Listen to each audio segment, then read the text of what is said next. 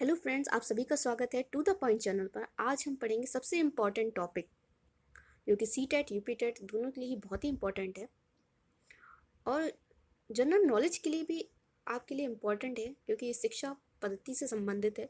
ये एक डॉक्यूमेंट है, दस्तावेज है जो कि एनसीईआरटी ने दिया है, एनसीएफ निकाला है।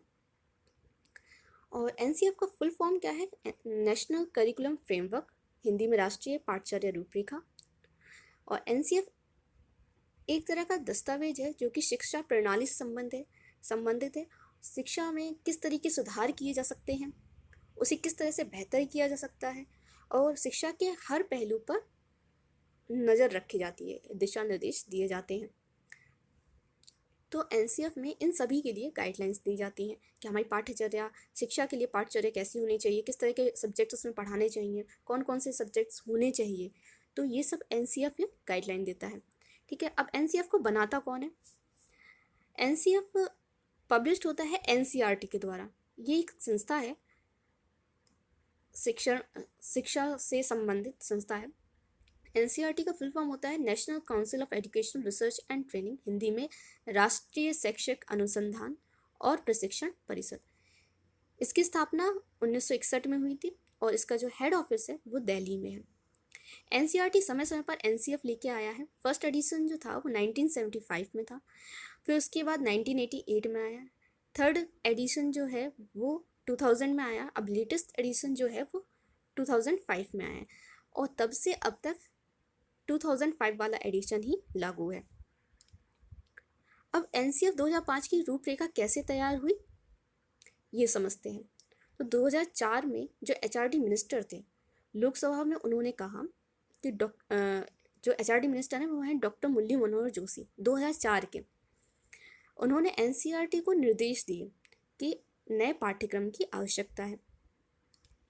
तो एनसीईआरटी ने नई कमेटी का गठन किया। जो नई कमेटी थी उसके जो अध्यक्ष थे वो प्रोफेसर यशपाल थे। उन्हीं के नाम पर यशपाल कमेटी इस कमेटी का नाम है।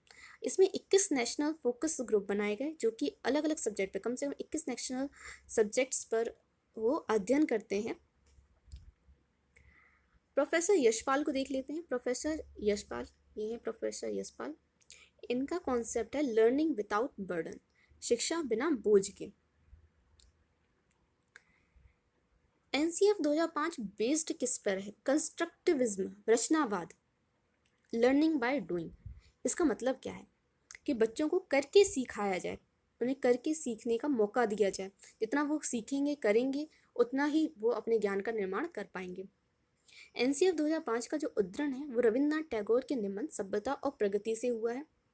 रविन्द्रनाथ टैगोर ने कहा है कि जो बच्चे होते हैं वो जन्म से ही क्रिएटिव होते हैं और नई नई खोज करना चाहते हैं, तो उन्हें प्रोत्साहन दिया जाना चाहिए।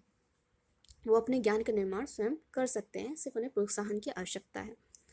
एनसीएफ 2005 का 22 भाषाओं में अनुवाद किया गया है और 17 राज्यों का जो पाठ्यक्रम है वो इससे प्रभावित हुआ है।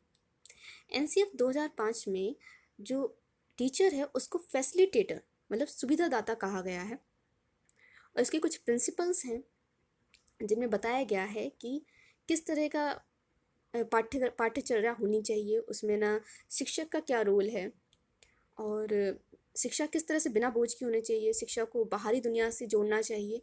इस तरह के कुछ पॉइंट्स हैं, प्रिंसिपल्स हैं जिन्हें हम अगली स्लाइड में समझेंगे, अगले वीडियो में समझेंगे। तब तक के लिए बने रहिए।